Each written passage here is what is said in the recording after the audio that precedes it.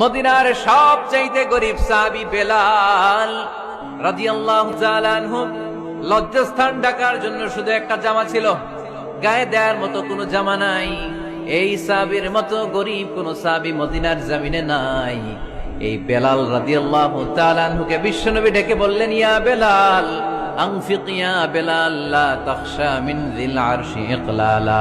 ও বেলাল, আল্লাহর রাস্তায় দান করো, কারণ আমার আল্লাহর ধনভাণ্ডারের কমতি নাই। সাইয়েদনা বেলাল রাদিয়াল্লাহু তাআলা আনহু সবচেয়ে গরিব।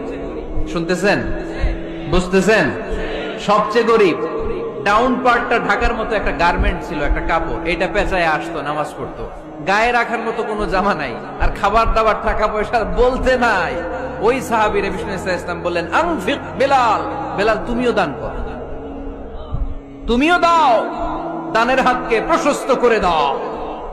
আনফিক ইবনা আদম উনফিক আলাইক, হে বনি আদম দাও, দিলে আমি তোমারে দেব। যারা দান করে বেশি তাদেরকে দেয় কে? দিলেই আসবে, না দিলে আসে না। আপনি দেন, দেখবেন আসতে শুরু করছে। এটাই সিস্টেম। দিলে কমে না, না দিলে কমে।